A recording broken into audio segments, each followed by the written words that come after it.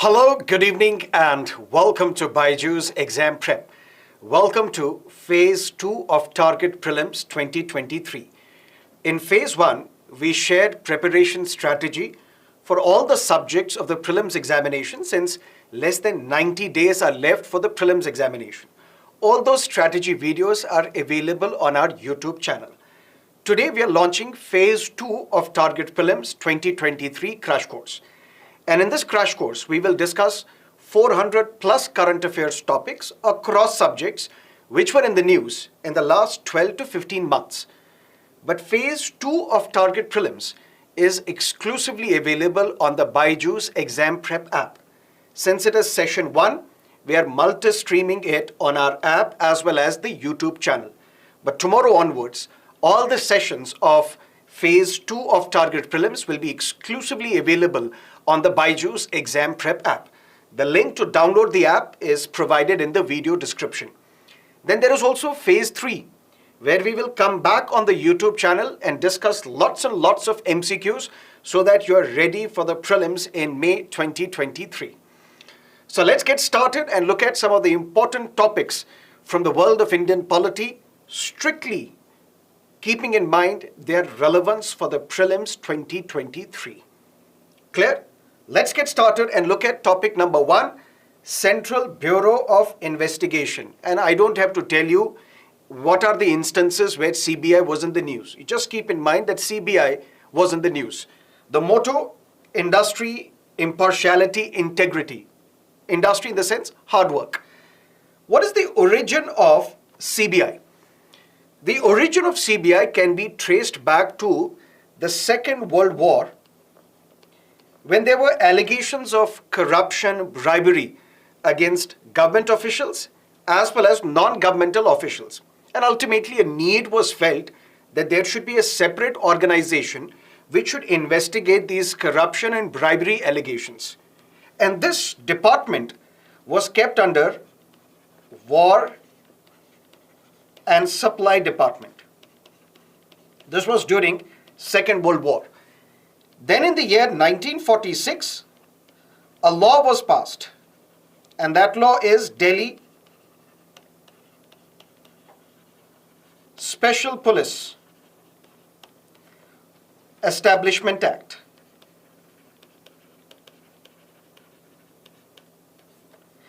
And the CBI that we see today draws its powers from this DPAC Act of 1946.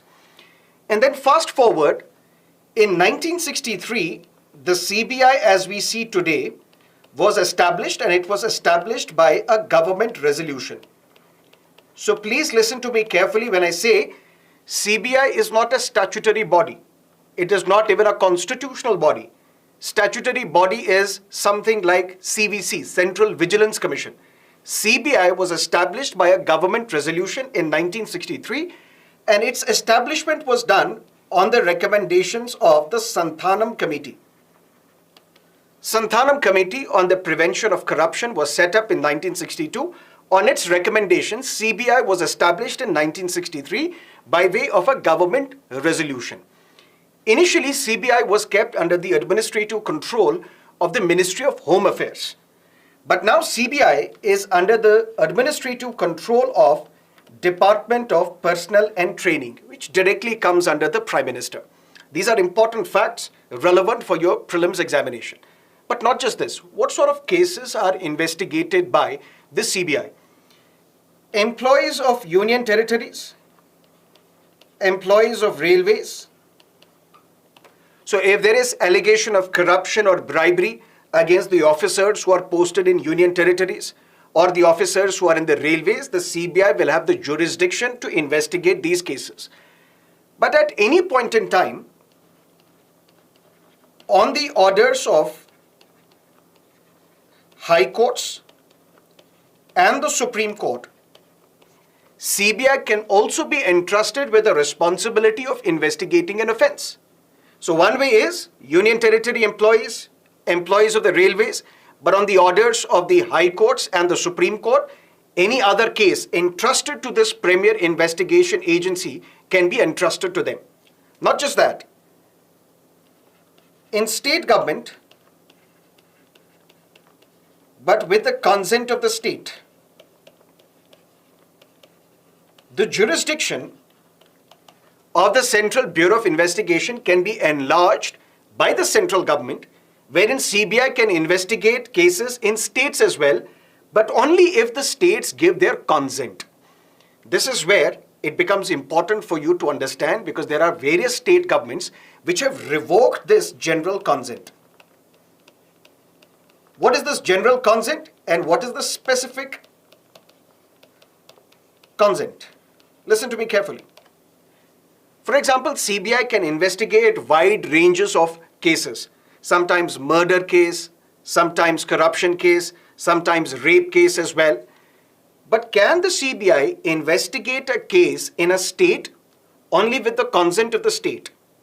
And the consent can be of two types. General consent, that means it's like a default consent. You can come and investigate any case on the directions of the central government.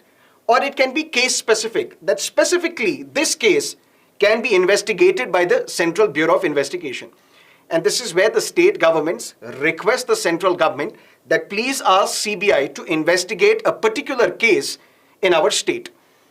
But the point is, after 2014, when the BJP government came to power, there was an allegation of misuse against the CBI. And this allegation has been there since a long time.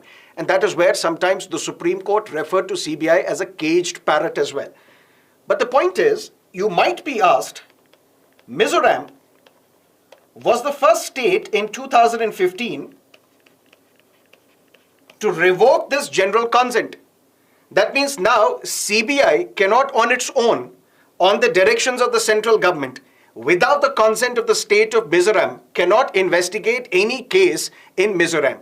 And that's how Andhra Pradesh, Telangana, West Bengal, Chhattisgarh and other states, they also revoked the general consent. When Mr. Thackeray was the Chief Minister of Maharashtra, the state of Maharashtra also revoked this general consent. But with Mr. Shinde coming to power, Mr. Shinde's government, the Maharashtra has now allowed and given general consent to CBI that you can investigate cases in the state of Maharashtra as well. But what other details are important for your prelims examination? Number one, can the CBI investigate central government employees in a state which has revoked the general consent? One important thing, for example, Maharashtra has revoked the general consent. But what if in Maharashtra one case was already investigated by the CBI? Nothing will happen to this case. This case will be continued to be investigated by the CBI. In future, if any case is to be investigated by the CBI, it has to seek the consent of the state government. Clear? So that is one important detail. Second important detail is Calcutta High Court, for example, said if CBI has the jurisdiction over central government employees, and if there is a state which has revoked the general consent, the CBI can investigate the central government employee in that state, even if that state has revoked the general consent. That's another important detail. And this CBI, when it is investigating a case, for example, an offense is X, any offense, it comes under the supervision of the central government. That means it comes under the administrative control, the supervision of the central government. But when CBI is investigating a case under the Prevention of Corruption Act 1988, this is a very important detail, it comes under the supervision of Central Vigilance Commission. Which means if the CBI is investigating a case and any offense, it comes under the jurisdiction, under the control, under the supervision of the central government. But if the CBI is investigating a case involving Prevention of Corruption Act 1988, it comes under the supervision of the Central Vigilance Commission. Another important detail. And this CBI is headed by a director. And this director has been provided with a security of tenure. That means the term of the CBI director is 2 years. Another important detail is that this term of 2 years can be extended till 5 years. 1 year at a time. In 2021, December 2021, the law was amended which provided that the CBI director's tenure can be extended by a year, then another year, then another year. That means total the term of the CBI director can be 5 years. But who appoints the CBI director? That's another important detail. CBI director is appointed by the central government based on the recommendations of a committee. And that committee is headed by Prime Minister, Chief Justice of India, and Leader of Opposition in Lok Sabha. If there is no Leader of Opposition in Lok Sabha, then this individual is the leader of the single largest party in Lok Sabha. And on the basis of the recommendation of this committee, the CBI director is appointed. The Supreme Court has also said, and listen to me carefully, if there is an officer whose tenure is less than 6 months, that means less than 6 months are left for his retirement, you cannot appoint this individual. That means the security of the tenure is important for a CBI director, and this security of tenure is provided under the Central Vigilance Commission Act.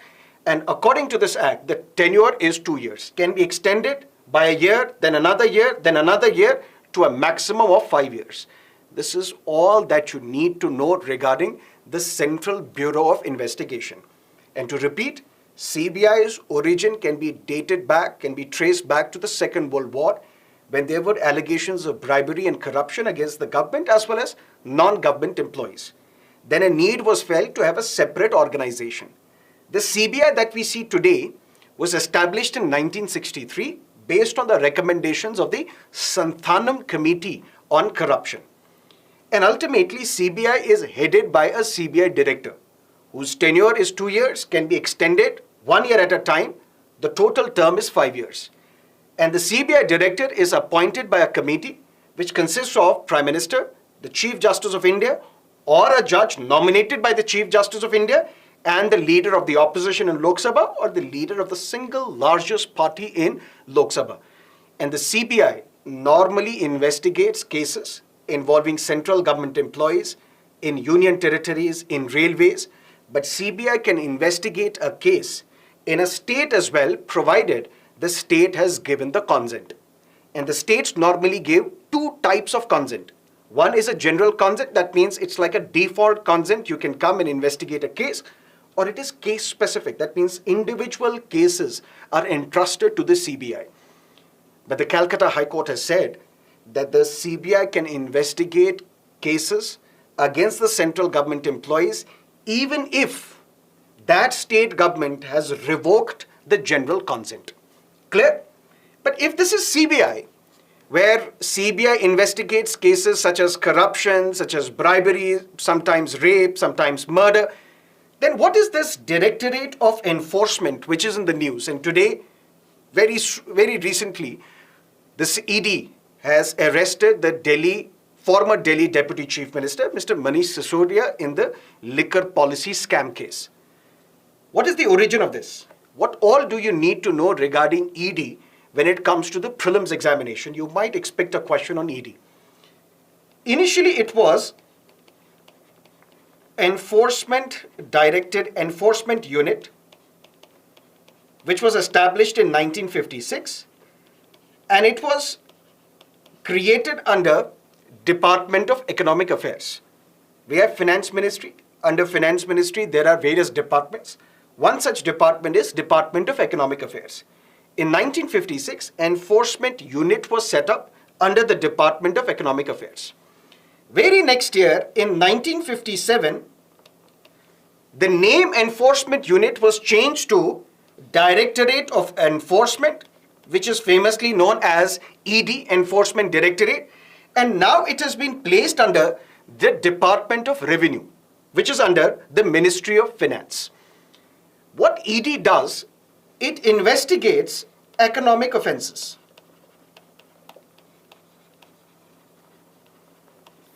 Strictly economic offenses are investigated by this Enforcement Directorate. For example, violation of FEMA, which was passed in 1999. And I don't have to explain what FEMA is. Initially, it was FERA, Foreign Exchange Regulation Act, Later on in 1999, it was changed to Foreign Exchange Management Act. So any illicit transaction, or for that matter, Prevention of Money Laundering Act 2002, all these economic offenses, whether under FEMA, whether under Prevention of Money Laundering Act, are investigated by this Enforcement Directorate. But something else has happened. Today, Enforcement Directorate has now been given the responsibility that you can also look into mismanagement or corruption or illicit transactions when it comes to cryptos. So cryptocurrencies, dealing with cryptocurrencies, if you're using cryptocurrencies to sort of launder the money, even this will come under the jurisdiction of Enforcement Directorate. Is that clear? But something else as well. This Enforcement Directorate is headed by the director, and it is in news recently because of some strong observations made by the Honorable Supreme Court. What all do you need to know?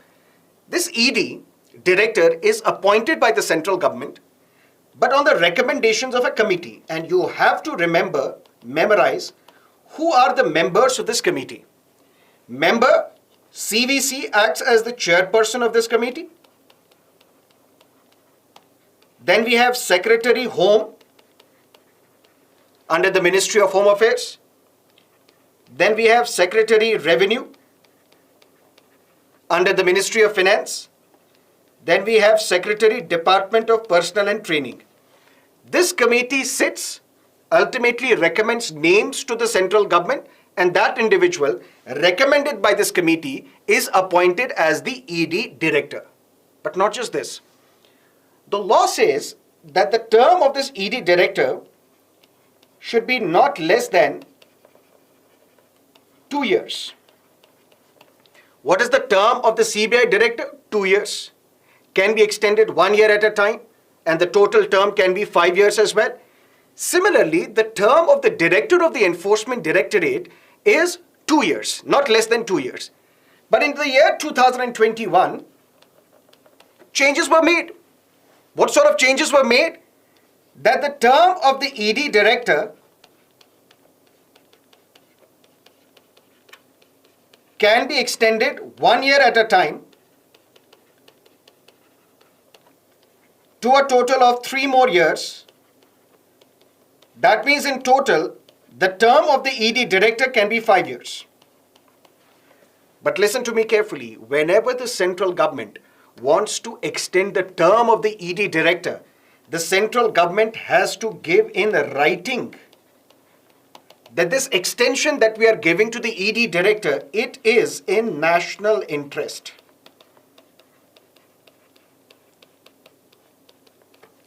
What does that mean? That means ED director is appointed by the central government on the recommendations of the committee. The chairperson of this committee is the CVC.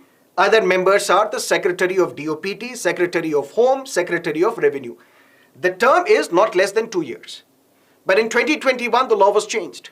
Now the term of ED can be extended 1 year at a time. 1 year, then another year, total 3 years. That means 2 plus 3, total 5 year can be the term of the ED director. But whenever the central government wants to extend the term of the ED director, it has to give in writing that it is in national interest that we are extending the term of the director of the Enforcement Directorate. And this is done by the Appointments Committee, which basically means who formally issues the appointment order of the chairperson or the director of the Enforcement Directorate. That is the Appointments Committee of the Cabinet. And who all are part of the Appointments Committee of the Cabinet? Prime Minister and the Minister of Home Affairs. These two are the members of the Appointments Committee of the Cabinet. So Appointments Committee can be another important committee for your prelims examination. But coming back to Enforcement Directorate, some changes were made. These changes were made in 2019 when it comes to Prevention of Money Laundering Act. Prevention of Money Laundering Act, significant changes were made in the year 2019. And all these changes were challenged in the Supreme Court. And Supreme Court has upheld all these changes. Number one. Number two, these changes were brought about by passing a money bill. Please listen to me carefully. 2019, Prevention of Money Laundering Act, significant changes were made. Are these changes constitutional or unconstitutional? Matter went to the court. Supreme Court has upheld these changes. That's number one. Number two, but these changes were brought through a money bill. And you would know that in a money bill, Rajya Sabha has a limited role. Rajya Sabha cannot reject a money bill.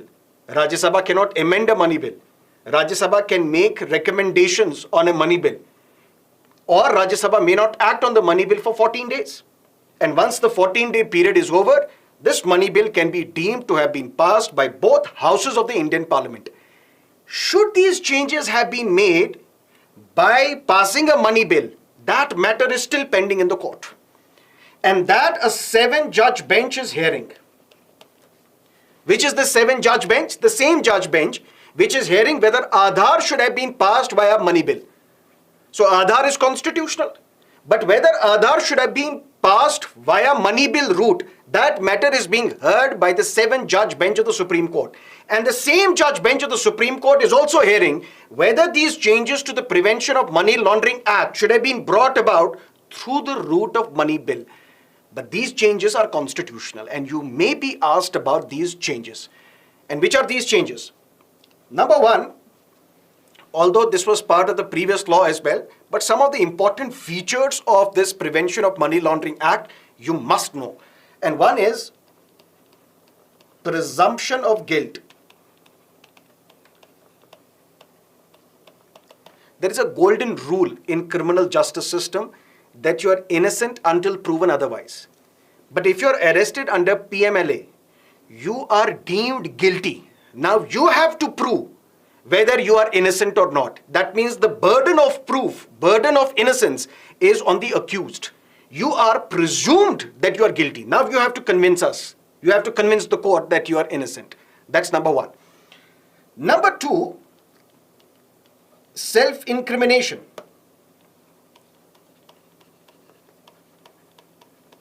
Very important detail. Under Article 20, Clause 3 of the Constitution, you have a fundamental right that you cannot be compelled to become a witness against yourself. Right against self-incrimination is a fundamental right. But when ED is investigating allegations of money laundering, for example, under PMLA, any evidence that you give will be used against you. That means self-incrimination is also a part of this law. That's number two. Number three, confiscation of property before the trial. There's a property. The allegation of the ED is that this property has been brought through the proceeds of money laundering. That means using illicit money. This property can be confiscated even before the trial has begun, even before the trial has started. That's another feature of this law. Fourth important feature, it's very difficult to get bail.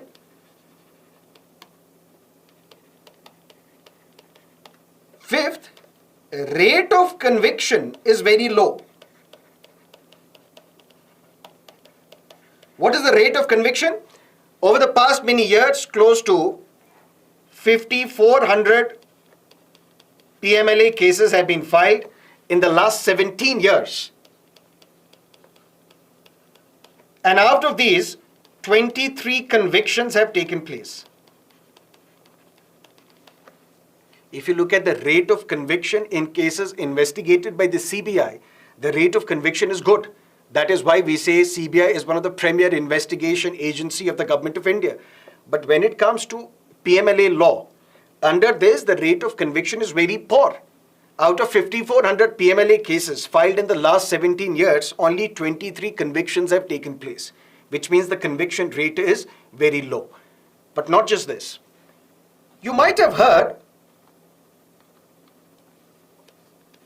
that there is a fundamental right under Article 20, Clause 1, which means Parliament cannot pass a criminal law and give it a retrospective effect. Clear? But this law, Prevention of Money Laundering Act, which was passed in the year 2002, if somebody has bought property using illicit money, even before this law was passed in 2002, you can be arrested.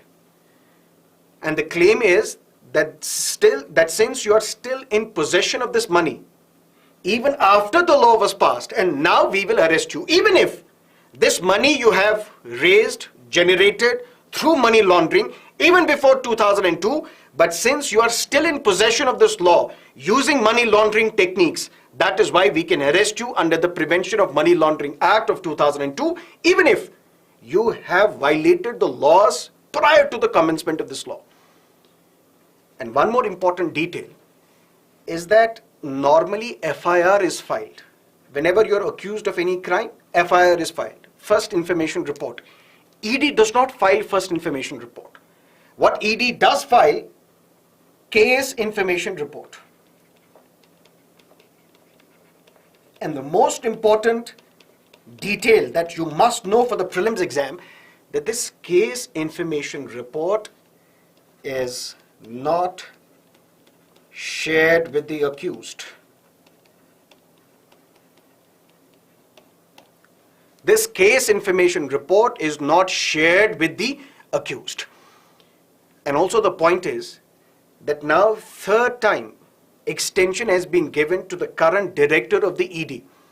The Supreme Court had told the government that you should not extend the term of the ED director. Despite that, the central government has extended the term of the ED director by giving it in writing that it is in national interest to extend the term of the ED director. So CBI, Enforcement Directorate, Appointments Committee of the Cabinet, these three important topics can be relevant for your prelims examination. Clear?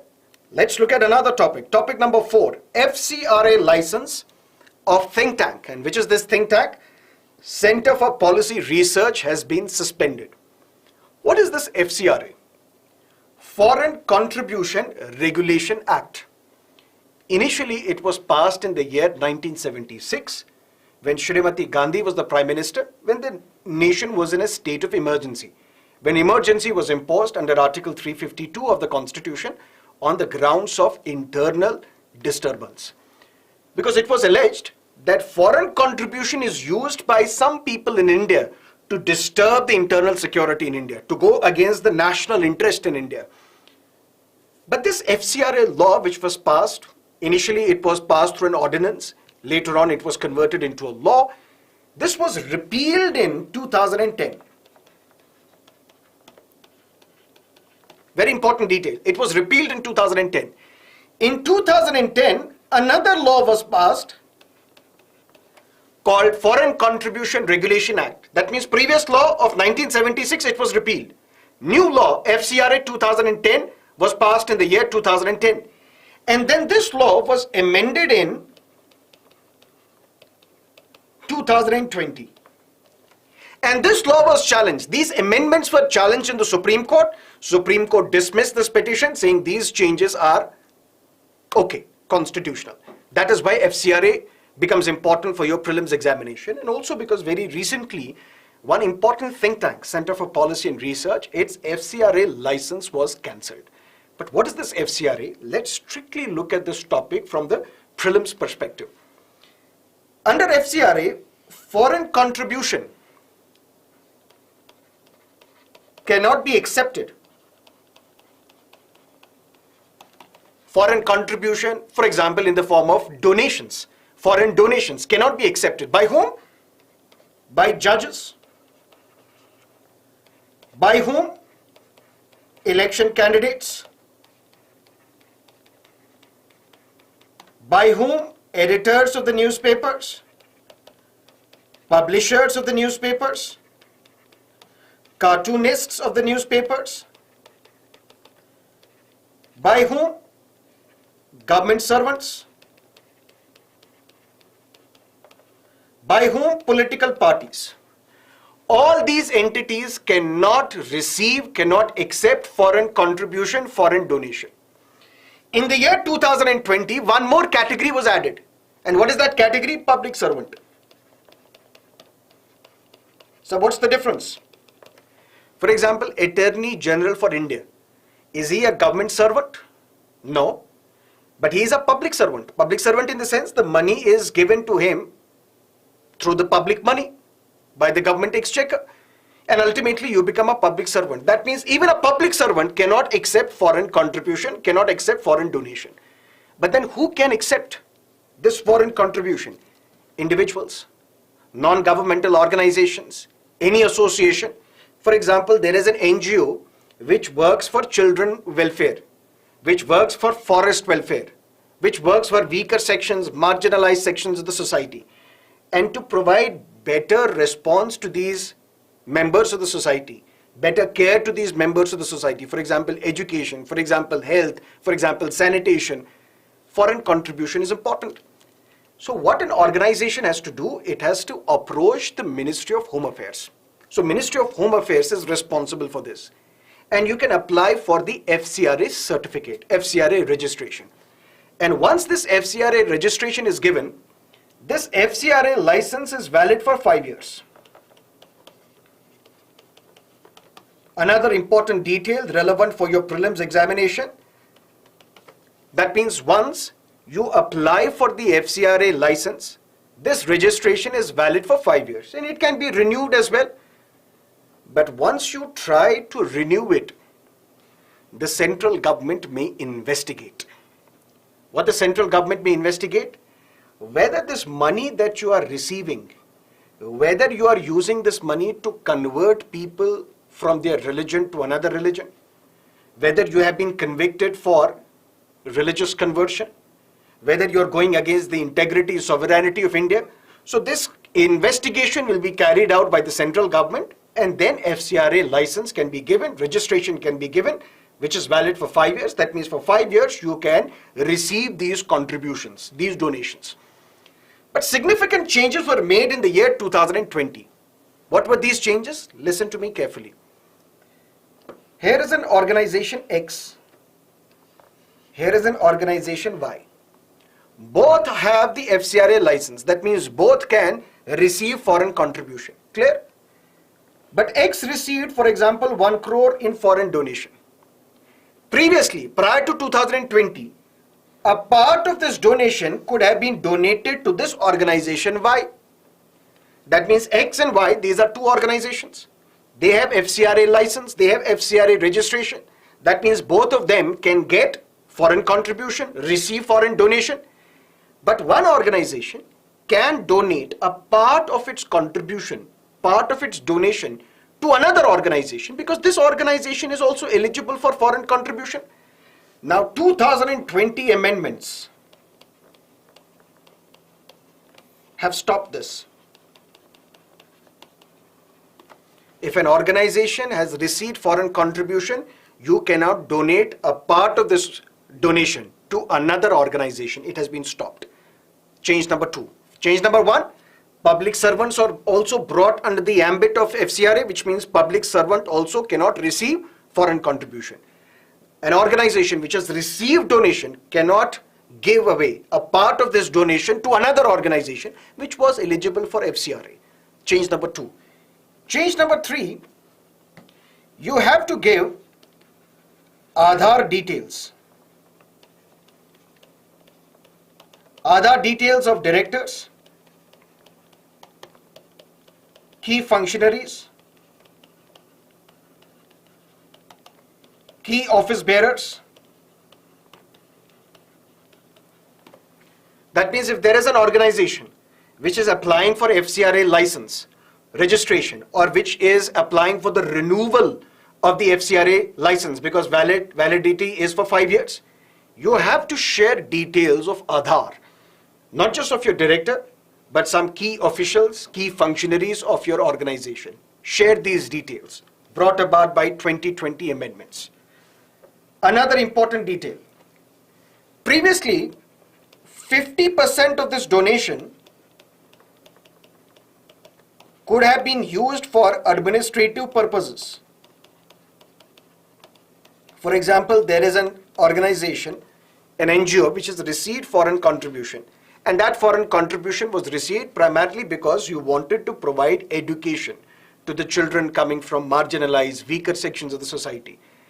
But 50% of this donation you can use for administrative purposes. For example, for your office rent, for stationery, for travel, for food, for the salaries of the employees who are part of this non-governmental organization. 2020 changes have said this 50% is reduced to 20%. Now, instead of spending 50% on administrative expenses, you can only spend 20% on the administrative expenses. That's change number 4. Change number 5, a bigger change. Previously, if I am an organization, I want to receive foreign contribution, foreign donation, I had to specify a bank account. And in this bank account, I will receive the foreign contribution. 2020 amendments have said that you can receive this foreign contribution only in the State Bank of India, that too a branch in Delhi, that too not specified by you, by the organization, but specified by the central government.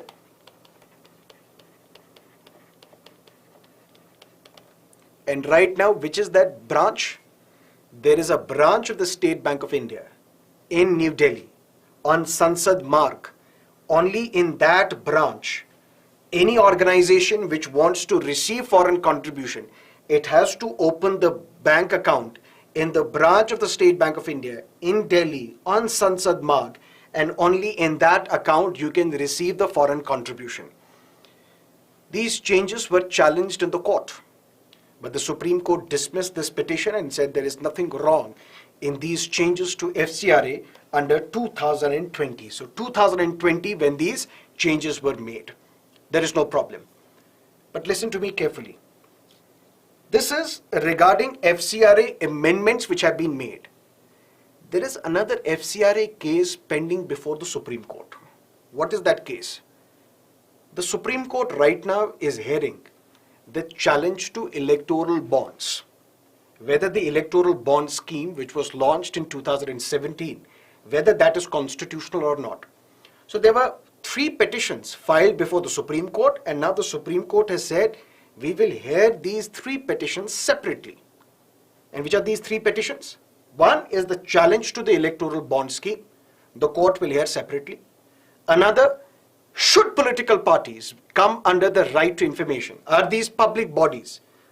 And are they responsible to appoint a public information officer?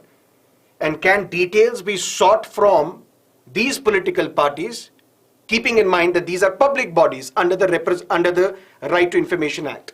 So should political parties come under RTI? That's challenge number 2. And third, FCRA. And what is that FCRA? Not the changes which were made in 2020, but the changes which were made in 2016, changes which were made in 2018. That petition is still pending before the court. And what is that change? If foreign contribution, listen to me carefully, if foreign contribution, foreign donation cannot be accepted by the political parties, then something happened. 2016, even before that, there were foreign companies who were paying and donating money to political parties, including the BJP and the Congress. Matter went to the Delhi High Court. Delhi High Court said this is a classic case of FCRA violation. And the Delhi High Court asked the Election Commission of India that you take action against these 2 political parties, the BJP and the Congress, for violating FCRA. Both these political parties decided to come together, and in Parliament a Finance Act was passed. That means budget was passed. And budget has 2 components, appropriation bill and the finance bill. In this finance bill, when this finance bill was passed, it became Finance Act. Some changes were made. And what were the changes? Finance Act said, if there is a foreign company, it has a subsidiary in India. This subsidiary, if it donates money to political parties, you cannot call this subsidiary a foreign company. If it is not a foreign company, that means it can donate money to the political parties, provided this subsidiary comes under the FDI limit. So can you make it simple? I'm here to simplify things. For example, there is an organization, a company X, it's a foreign company. Can this foreign company donate money to political parties? No, because it is banned under FCRA. Done. But this foreign company X has a subsidiary in India Y. Let's say it is in that segment where FDI limit is 49%. That means 49% FDI is involved, is allowed. What if this subsidiary Y, 49% of this subsidiary is controlled by this foreign company? That means then this subsidiary can donate money to political parties. It will not be a violation of FCRA. And the beautiful thing done was, when this Finance Act was passed, it was given a retrospective effect. Retrospective effect in the sense that this provision will come into force from 1976, when the original FCRA Act was passed in 1976. That matter is still pending before the court. Whether it can be done, cannot be done, that's for the Supreme Court to decide. So that is not the FCRA petition, which was rejected by the Supreme Court. That petition, whether foreign company, its subsidiary in India, can donate money to political party and does not attract FCRA, that matter is still being heard by the court. But what matter was dismissed by the Supreme Court? These 2020 amendments which were made to FCRA, where you have to give Aadhaar details. Public servants are not eligible for FCRA now, foreign contribution, acceptance of foreign contribution. Similarly, you have to open a bank account in the State Bank of India, one branch of State Bank of India, which is in New Delhi on the Sansad Marg. Only in that bank account can you accept the foreign contribution. And you can spend only 20% of the foreign contributions, foreign donations, for administrative purposes. Previously, it was 50%. Clear? Any questions as of now?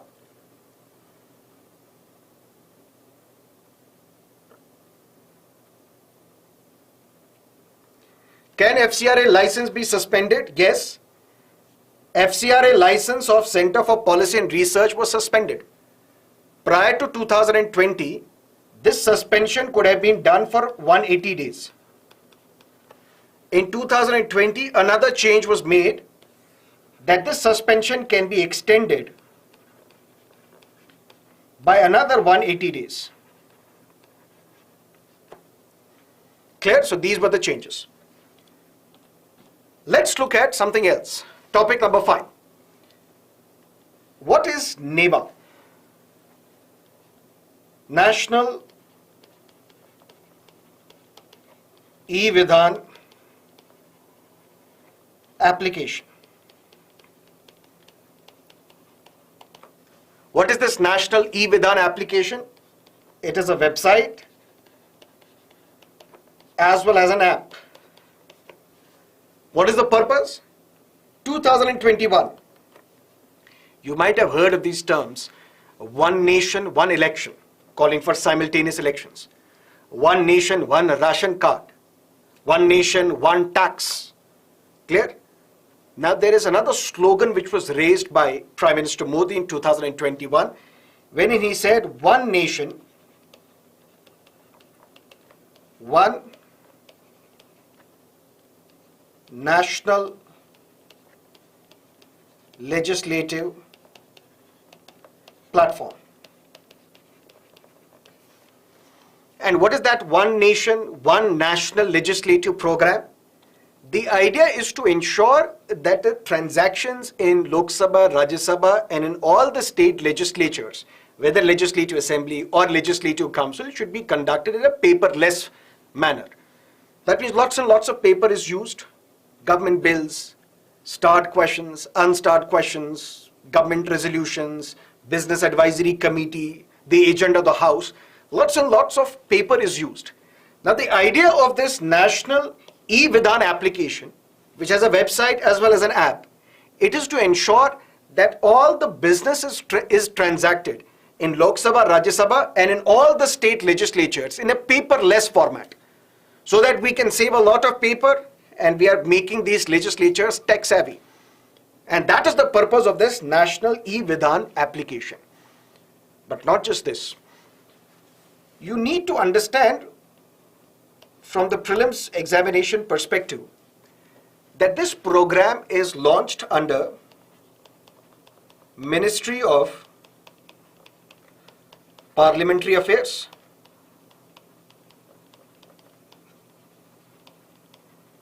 and technical support to this program is given by Ministry of Electronics and Information Technology, METI.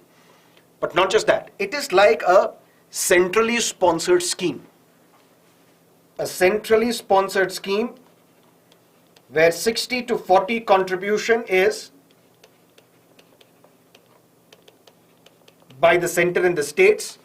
So basically to conduct the transaction of the house in a paperless fashion, that means tablets can be used, and this is where Uttar Pradesh, the recent budget was presented in a paperless fashion.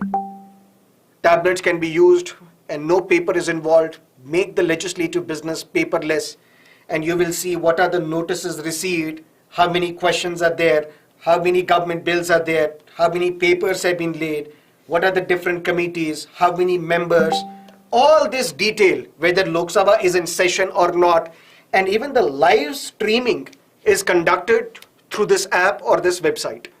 So that the idea is to make the legislatures transact business paperless. Clear? And since money is involved, since you have to give infrastructure, technological infrastructure, you have to train the legislators as well. For that, you can say that this is like a centrally sponsored scheme where 60% contribution funding, which is required to implement this program, is given by the center and 40% is contributed by the states. But if it is northeastern state and those states which are under special status, special category states, the contribution is in the form of 90:10. 2021, December 2021, another important detail. Dubai government became the first government in the world to go entirely paperless. The first government to go paperless. And in India, the first state which implemented this e-Vidhan portal website was Nagaland. And Nagaland did this in 2022, in March 2022. All these details are important, can be relevant for your prelims examination. Clear? Great. Let's look at another topic, Places of Worship Special Provisions Act 1991. And why is this topic in the news? A petition has been filed in the Supreme Court by various individuals challenging the constitutional validity of this law. And because of some recent developments, this law is in the news. What is this law basically? 15th August 1947. If there was a religious place, let's say this religious place was temple. If on 15th of August 1947, when India gained independence, this was a temple, it cannot be changed to a mosque or a gurdwara or a church. That means maintain the religious identity, religious character of this religious institution, and preventing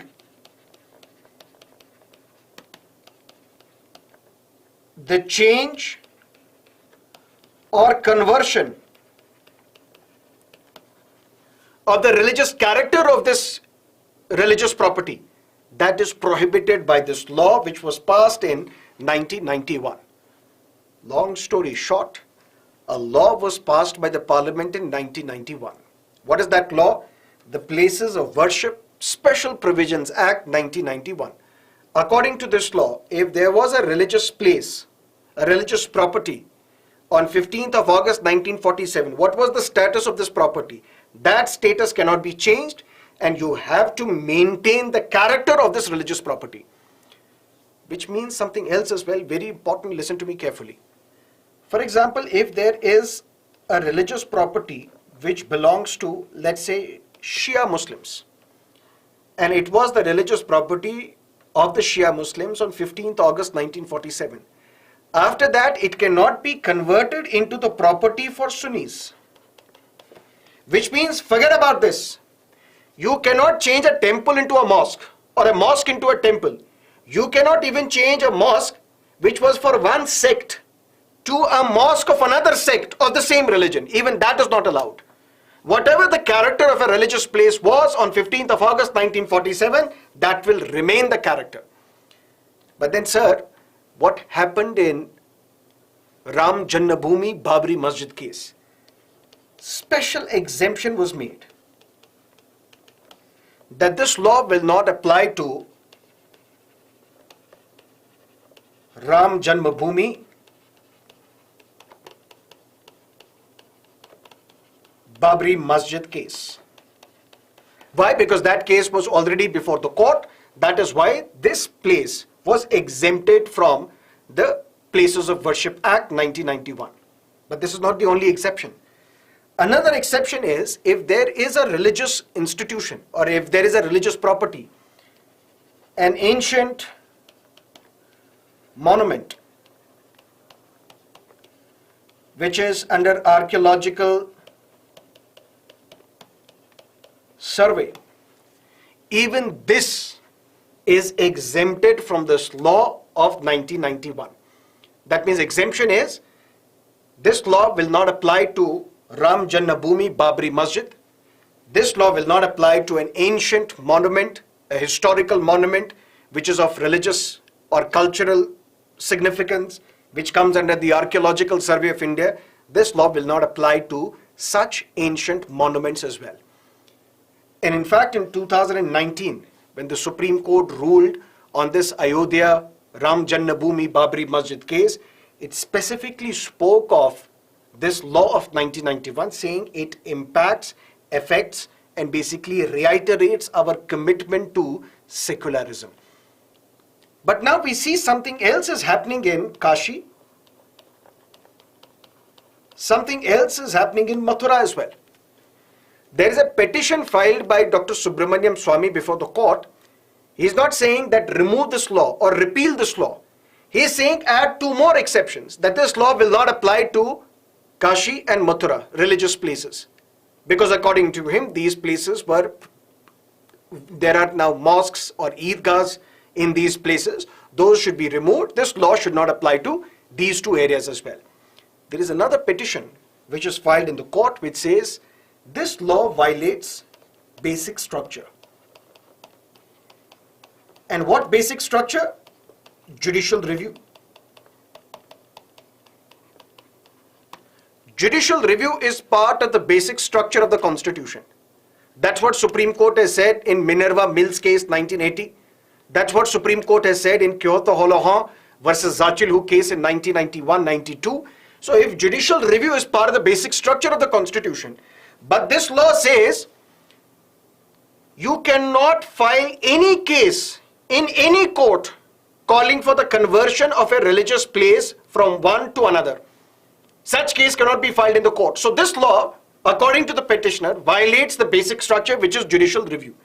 Second ground on which it was challenged is that this date, 15th of August 1947, it is arbitrary. It is arbitrary date which has been selected, and on the grounds of arbitrariness, this law should be declared unconstitutional. Whether it will happen or not, but this law can become important for your prelims examination. Passed in the year 1991, it prohibits the conversion of the religious place, and it also provides, not only prevents the conversion, also provides for the maintenance of the religious character. And it cannot be changed from one religious institution to another religious institution. But at the same time, if it belongs to one sect of a particular religion, it cannot be converted into a religious place of another sect of the same religion, of the same religious denomination. But there are some exceptions, such as the Ram Jannabhoomi Babri Masjid. There is another exception that it does not apply, this law does not apply to the ancient historical monuments which are of ancient significance, historical significance, which come under the Archaeological Survey of India. Clear? Okay. Now another matter, Supreme Court had dismissed plea seeking appointment of renaming commission. A petition was filed in the court that there are important places in India which are named after foreign invaders or servants of these foreign invaders or the relatives of these foreign invaders. Ultimately, a commission should be set up known as the renaming commission, so that this renaming commission will look at all the important places in India, and if their names have been changed, we will rename them back to the original name that they once had. Supreme Court rejected this petition, saying we can't keep the pot boiling, we don't need a renaming commission. This petition was dismissed. But what sort of questions can be asked from this issue when it comes to your prelims examination? Because even then, the names have been changed. For example, Aurangabad, Osmanabad in Maharashtra, the names have been changed recently. What is the procedure to change the name of a state? What is the procedure to change the name of a city? What is the procedure to change the name of a district? What is that procedure? Article 3 of the Constitution gives power to the Parliament.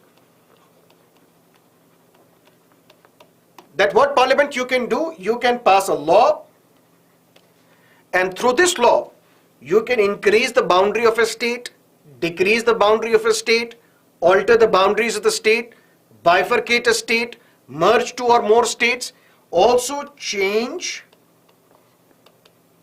the name of the state.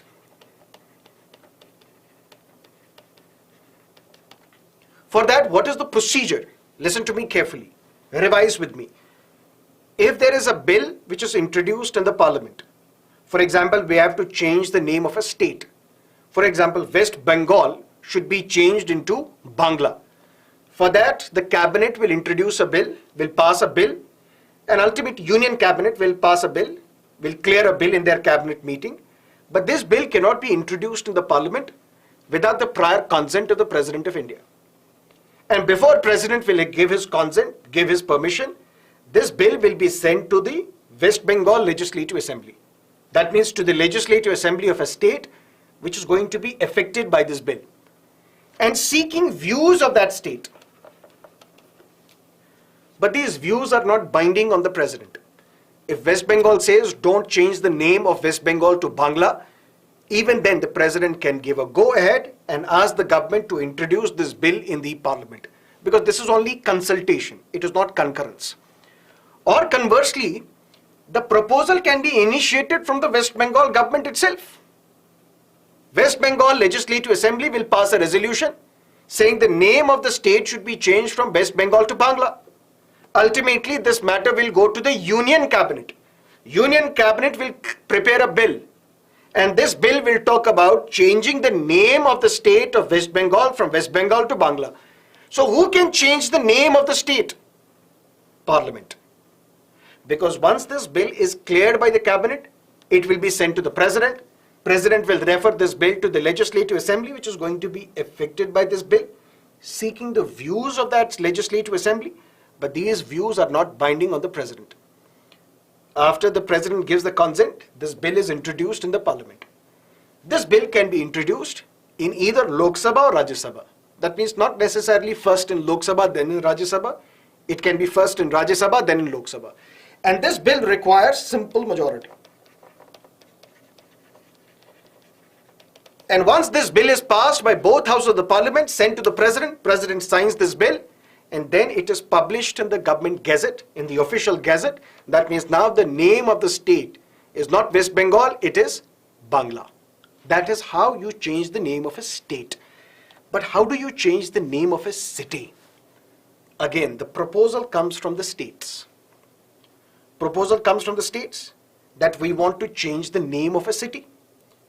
And ultimately, this proposal is given to the Ministry of Home Affairs. Ministry of Home Affairs will have to give a no objection certificate, an NOC. But before MHA gives the NOC, MHA consults various organizations such as Ministry of Railways, such as Survey of India, such as Department of Posts, so that there is no confusion in having this name. And once this NOC is issued, then the state government in its official gazette will notify the changed name of the city. But listen to me carefully. This proposal is initiated by the state government, which means, for example, Maharashtra cabinet will issue a resolution requesting the MHA that please give us the permission, we want to change the name of the city. That means who can change the name of the city? This is the matter, this is the power of the respective states. But states on their own cannot change. They have to refer this matter to the Ministry of Home Affairs. And Ministry of Home Affairs will consult Department of Posts, Ministry of Railways, Survey of India, various other organizations, Intelligence Bureau as well, and ultimately give a no objection certificate. Once that NOC is received, that's how MHA gave NOC to the Maharashtra government, saying we have no objection if you want to change the name of these cities, Aurangabad and Osmanabad, we have no issues whatsoever. Then the state government, in its official gazette, will notify that now the names of these two cities is this. We have changed the names of these cities. But can anybody tell me this procedure to be followed in changing the name of the city, where do we get this procedure? What is the origin of this procedure? Where is it mentioned? Can anybody tell me?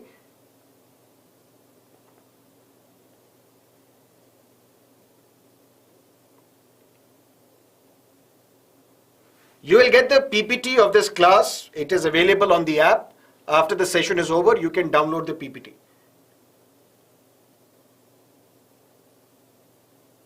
Anyone who can tell me what is the basis of this procedure? Rule book? No, it's not there, part of Article 3. Convention? No. What is the question? The question is that this procedure of how to change the name of a city, where is this procedure mentioned?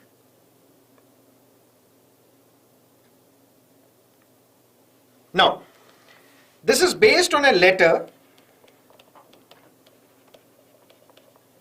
written by Sardar Fateh Singh, who was the Deputy Secretary in the Ministry of Home Affairs in 1953. And these rules have been changed and modified in 2005. A letter was sent by Sardar Fateh Singh in 1953, who was the then Deputy Secretary of Ministry of Home Affairs. What is the procedure that you need to follow to change the name of the city? And that is how, on this basis, on the basis of this letter, which was modified in 2005, the names of the cities can be changed. And what is mentioned in that letter? Please avoid changing the name of the cities unless and until it is absolutely necessary. Change the name of the city. Number one. Number two, if you want to change the name of this area, please ensure that in the neighborhood there is no other city with the same name, because ultimately it will create confusion. Please ensure that. Also, please ensure that you do not name your cities in the name of national leaders, in the name of politicians, except you can use the name of the martyrs. And that is what happened recently. That is why this question becomes important for your prelims examination. 21 islands were named where? In Andaman. On whose names? On the names of those who have received Paramveer Chakra. 21 islands in Andaman were renamed by the central government. Andaman is a union territory, so central government will change the names. And this happened on the birth anniversary of Subhash Chandra Bose, the 126th birth anniversary of Subhash Chandra Bose, which is also celebrated as Paryakram Divas. On that anniversary, on the 126th birth anniversary, the names of the 21 islands in Andaman and Nicobar, Andaman, were changed along with to coincide with the names of the 21 Paramveer Chakra awardees. So the names of the cities can be changed by the state governments themselves, but after taking the no objection certificate by the Ministry of Home Affairs. But this is procedure which is mentioned in a letter released by Sardar Fateh Singh way back in 1953, who was the then Deputy Secretary of Ministry of Home Affairs. And these rules were modified in 2005. But basically that letter forms the basis on the basis of which we can change the names of the cities. Clear? Perfect. Any other question? Done. Okay. Let's look at another topic, 8th topic today, Assam citizenship pleas, Supreme Court to examine constitutionality of Section 6A of the Citizenship Act. CAA 2019, which was passed in 2019, but the rules have not been made. And why rules have not been made, then what is the implication? That is also something that we will discuss. But in 1956, the law was passed, or 1955, called Citizenship Act or Indian Citizenship Act. Because Article 11 gives power to the Parliament that you can regulate all matters related to citizenship. And that is how Citizenship Act was passed in 1955. Clear? It is this law which talks about who can acquire the citizenship of India, who can become the citizen of India. And it is this law which also talks about who can lose his citizenship. And this topic becomes important for a variety of reasons. One reason also is that recently information was provided by the minister in the parliament that in the year 2022, close to 2.25 lakh Indians, they have renounced their citizenship. Some of them have acquired the citizenship of UAE, some have acquired citizenship of Australia, Canada, United States, United Kingdom, which means significant number, 2.25 lakh Indians have renounced, voluntarily given up their citizenship. So this law becomes important for your exam. But not just that, there is a cutoff. What is the cutoff? Cutoff to apply for citizenship, July 19, 1948. At the time of the commencement of the Constitution, we had to be absolutely sure who are the citizens of India, because the country witnessed partition on the lines of religion. That's how Pakistan was born as an independent country. But those who migrated from India to Pakistan and now want to come back, or those who are in Pakistan and now they want to come back and they want to make India as their place, what should be the cutoff? That if you come before this date, you can apply for citizenship for India. That cutoff for the entire country is July 19, 1948. But Assam is the only state in India which has its own cutoff. Why? And that is on the basis of Assam Accord.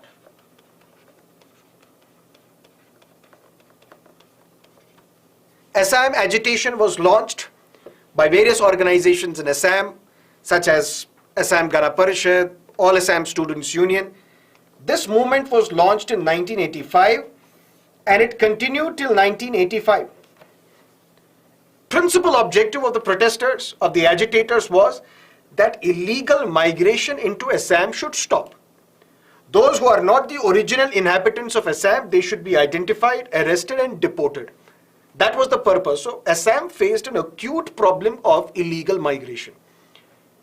And this agitation ended when in 1985, Assam Accord was signed between the central government, the state government and the protesters, such as the representatives of the All Assam Students Union. And in that Assam Accord, something was mentioned. Cutoff was mentioned. And what is the cutoff? All those who have entered Assam and stayed in Assam before January 1, 1966, we will not touch them. They are the citizens of Assam. They are the citizens of India. Those who have entered Assam between January 1, 1966 till 25th of March 1971, they can also register for citizenship. They can also register for citizenship. But for 10 years, they will have no political rights. That means for 10 years, those who have entered Assam between January 1, 1966 till 25th March 1971, on or before 25th March 1971, they can, after 10 years, register for Indian citizenship. But for 10 years, they will not have any political rights, which means they can't contest elections, they can't vote in the elections. But all those who have entered Assam after 25th March 1971, they are to be identified, they are to be arrested, and they are to be deported. And to implement this, an NRC, National Register of Citizens, was conducted in Assam on the directions of the Honorable Supreme Court.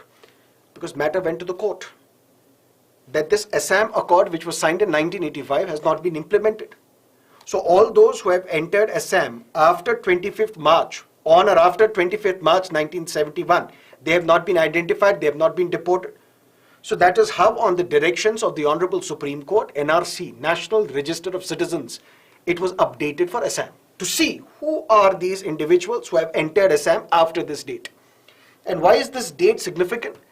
Because it was on this date that Operation Searchlight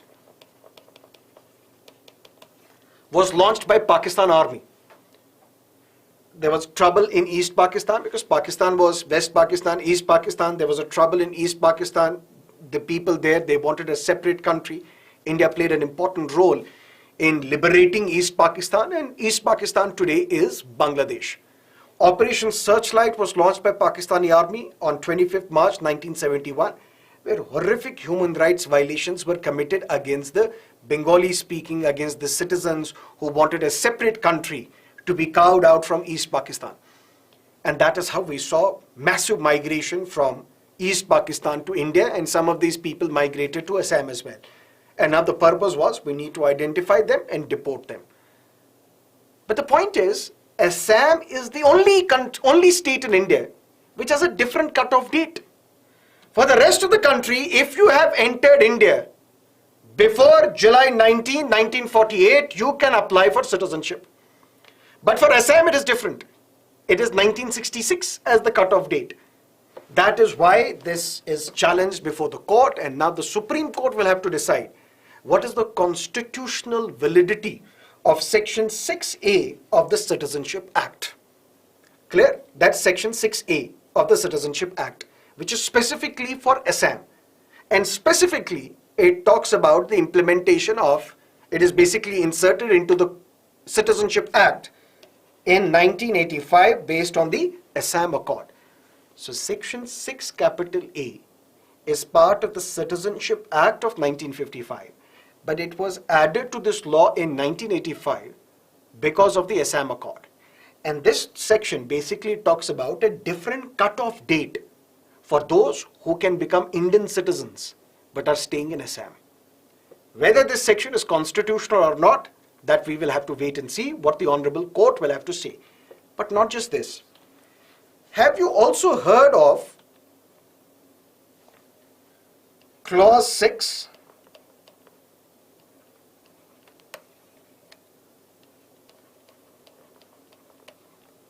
of the Assam Accord? So please do not confuse Section 6A of the Citizenship Act and Clause 6 of the Assam Accord. It's different. And what is Clause 6 of the Assam Accord? It talks about that constitutional, legislative, administrative provisions will be made. To do what? To preserve, protect the cultural, the linguistic features of the Assamese people. That means who are the original indigenous Assamese people? Their cultural, their linguistic, their social rights should be safeguarded. How? Through constitutional protections, through administrative protections, through legislative protections. And that is how recently also the state government of Assam identified 5 indigenous Assamese Muslims. Who are these indigenous Assamese Muslims? Gorias, Morias, Jolas, Saids. 5 indigenous Muslims have been identified, or Muslim communities have been identified by the Assamese government. That means these are the original indigenous Assamese, and we have to protect them culturally, linguistically, educationally. We have to safeguard them. That is clause 6 of the Assam Accord. So if there is a question asked in the examination, who are Gorias, Morias, Jolas? These are basically the indigenous Assamese Muslims identified by the Assam state government. But if the question is, what is section 6 capital A of the Citizenship Act? That talks about a different cutoff date.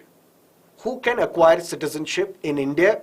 Those who are residing in Assam. Those who have entered Assam between January 1 till 25th March 1971. They can apply and register for Indian citizenship. But what is clause 6 of Assam Accord, which was signed in the year 1985? It says that constitutional, legislative, administrative safeguards should be provided to preserve, protect and promote the culture of the indigenous Assamese people. That is clause 6 of the Assam Accord.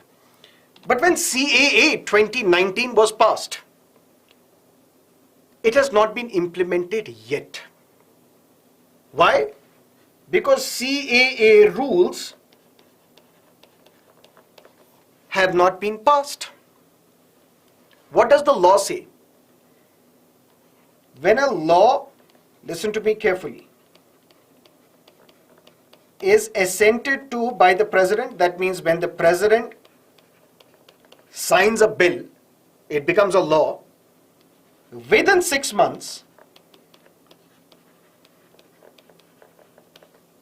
rules should be made. If the government is not in a position to make rules within 6 months, it has to seek extension. Extension from committee of the Parliament known as Parliamentary Committee on Subordinate Legislation.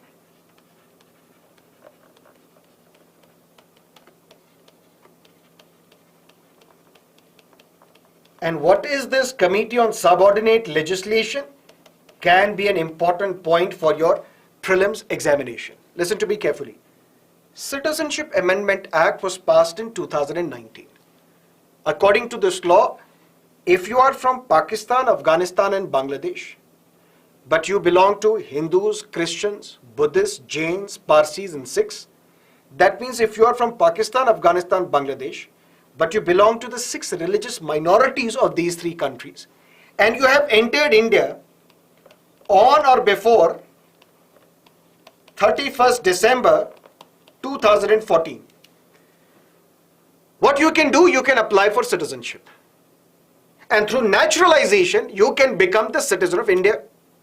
Because there are various ways by which you can become the citizen of India, either by birth or by descent or by incorporation of the foreign territory or by registration or by naturalization. So these migrants from Pakistan, Afghanistan, Bangladesh who have come to India on or before 31st December 2014, if they belong to Hindus, Christians, Buddhists, Jains, Parsis and Sikhs, they can apply for citizenship through naturalization. Normally, you should have stayed in India for 11 years before you can apply for citizenship through naturalization. But for this category, this period of naturalization was reduced from 11 to 5 years. This you would know, period of naturalization was reduced from 11 to 5 years. But to implement this law, we need rules. Rules in the sense, how can we be sure that these people are from Pakistan, Afghanistan, Bangladesh? How can we prove or be sure that these have entered India on or before 31st December 2014? For that, rules are to be made. Who will make rules? The government will make the rules. The executive will make the rules. The bureaucrats will make the rules, which means the officials of the Ministry of Home Affairs will make the rules. And that is what is known as the delegated legislation. Which means Parliament will pass a skeleton law, a broad law, Citizenship Amendment Act, that we will give citizenship through naturalization to these 6 religious minorities from Pakistan, Afghanistan, Bangladesh. But how do we implement this law? For that, rules will be made. And Parliament has delegated this rule-making power to the executive. That Ministry of Home Affairs, you make these rules. Bureaucrats, you make these rules. But these rules should be made by the executive within 6 months of the presidential assent. But the law says if you cannot make rules within 6 months of the presidential assent, you have to seek the extension from Committee on Subordinate Legislation. And what is the role, principal objective of this Committee on Subordinate Legislation? It will see that this power to make rules which the Parliament has given to the executive, is executive enforcing it in a real way, a proper manner? Or is executive digressing or encroaching into the domain of the Parliament? Or is making these rules which are not compatible with the laws passed by the Parliament? Basically, to keep a check, there should be a parliamentary oversight as to the rules made by the executive, whether these rules are within the legitimate domain, whether these rules are good, bad, ugly. That is the job of the Cabinet Committee that is the job of the Parliamentary Committee on Subordinate Legislation. But CAA rules have not been made, and 7 times extension has been given by the Parliamentary Committee on Subordinate Legislation to the Ministry of Home Affairs. 7th extension has been given. But listen to me carefully. This Committee on Subordinate Legislation, it is in place. I'll just open another slide.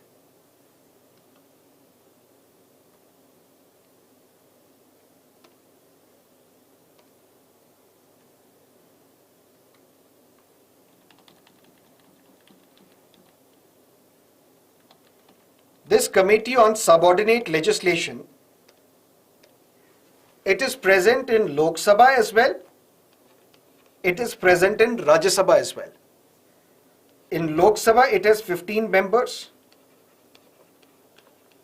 In Rajya Sabha also, it has 15 members. And all these members and the chairperson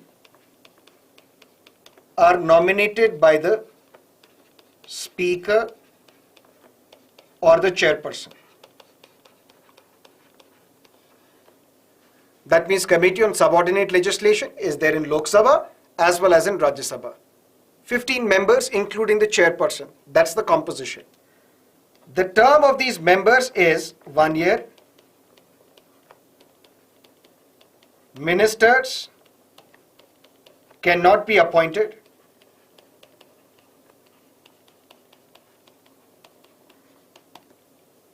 And the first time this committee was set up was December 1953. And it is not that one committee should give extension to the Ministry of Home Affairs. Both committees have to give extension. Committee on Subordinate Legislation in Rajya Sabha gave the extension. Then Committee on Subordinate Legislation in Lok Sabha also has to give the extension. And that is how once the extension is given, that means more time is given for the executive to make rules. So Citizenship Amendment Act, which has not been implemented yet because the rules have not been made. How can executive not make rules? Because within 6 months of the presidential assent, you have to make rules. If you can't, then you have to seek extension from Committee on Subordinate Legislation. And 7th time extension has been given to the executive to make these rules. That's about it for today. We've discussed 8-9 topics today, starting with the Central Bureau of Investigation, Enforcement Directorate. We looked at the Appointments Committee of the Cabinet. We discussed National E-Vidhan platform, which is a website as well as the app. We discussed FCRA, the changes which have been made. We discussed related to the law, Places of Worship, Special Provisions Act 1991. We discussed Assam Accord, Section 6A of the Citizenship Act, Clause 6 of the Assam Accord, Committee on Subordinate Legislation, as well as the CAA of 2019 briefly. Any questions, let me know. Tomorrow we will be back at 8 p.m. and we will discuss only on the BYJU'S Exam Prep app the remaining current affairs topics.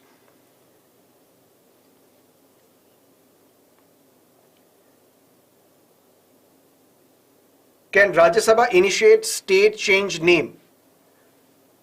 This process of changing the name of the state, ideally the proposal comes from the state government. But if the state government is not initiating this process can be initiated only by the central government, which means the union executive, which means the union cabinet. They have to clear the bill, introduce a bill.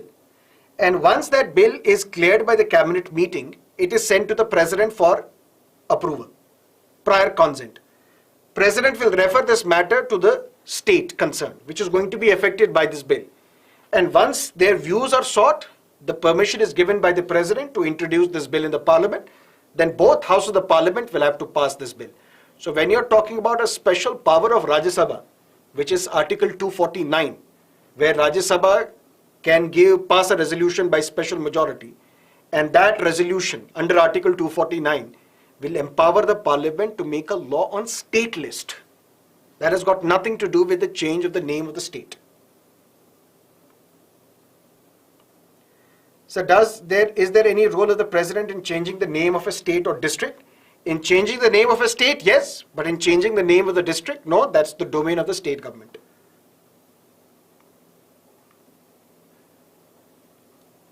Is this a permanent committee? Committee on Subordinate Legislation, we call it a standing committee. That means it is there for a permanent time.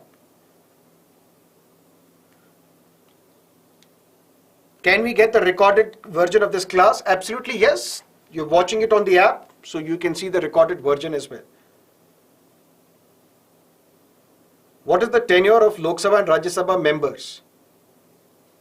Members of this committee, or generally what is the term? The term of the Lok Sabha MP is 5 years. The term of the Rajya Sabha MP is 6 years. Term of ED, the Director of Enforcement Directorate, the term is for 2 years, not less than 2 years, but can be extended 1 year at a time. But every time you extend the term, you have to mention, the government will have to give it in writing that it is in national interest that we are extending the term of the Director of the ED. How many lectures for polity? 4 lectures for polity. In this committee, what is the tenure? The tenure is 1 year. That's what I said. The term or the tenure of members is 1 year.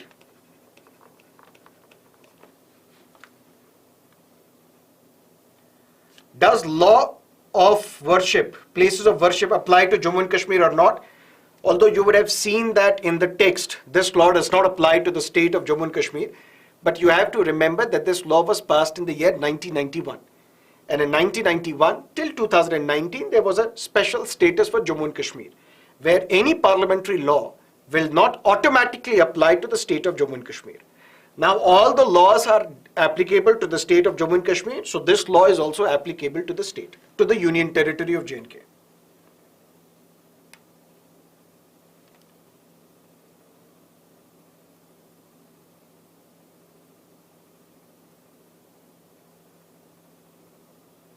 Sir, what you're writing on the board, can we see in the PPT? Yes, the annotated PPT is provided on the app. How many members are there? Lok Sabha will have its own committee on subordinate legislation with 15 members. Rajya Sabha will have its own committee on subordinate legislation. So what is citizenship by descent or naturalization? Citizenship by descent means if there is a child born to an Indian parent outside India, then if this child is born outside India, you have to register the birth of this child at an Indian embassy within 1 year of the birth. That means by descent, although the child was not born in India, the child was born but to an Indian parent outside India.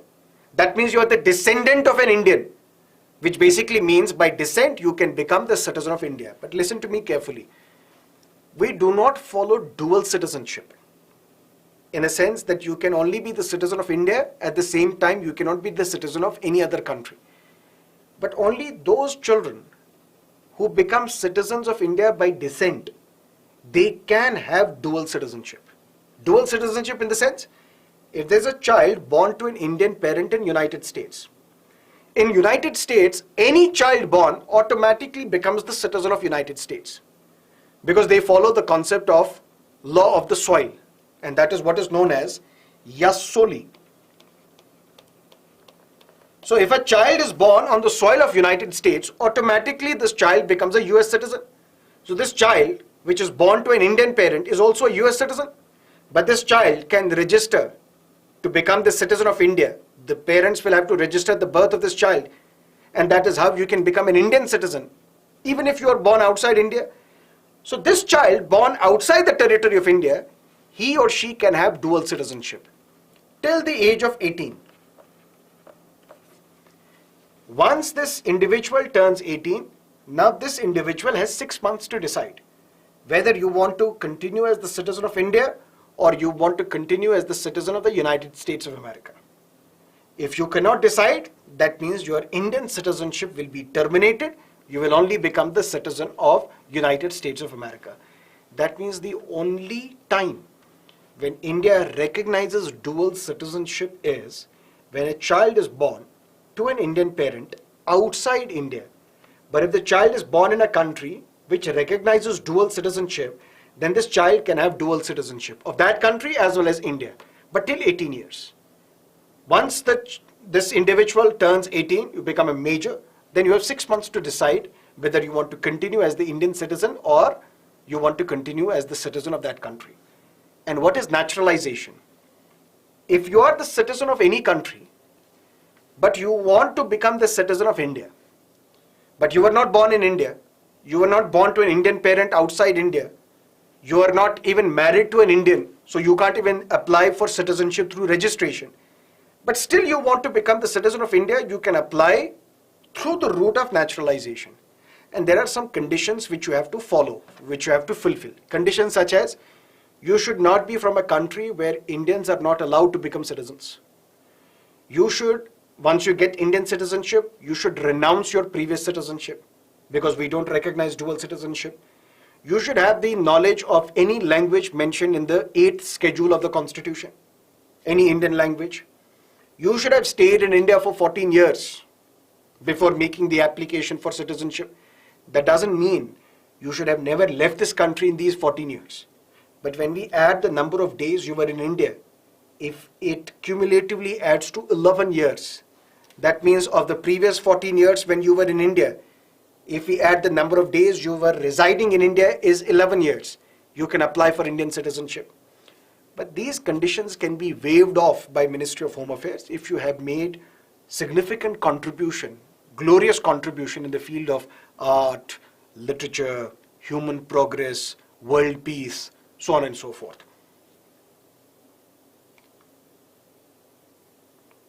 Sonia Gandhi is the citizen of India, yes, by registration. Sir, 8th schedule, which language? Hindi, English, Punjabi? Any language which is mentioned in the 8th schedule. There are 22 Indian languages mentioned in the 8th schedule, and my dear, English is not mentioned in the 8th schedule. 8th schedule only talks about Indian languages.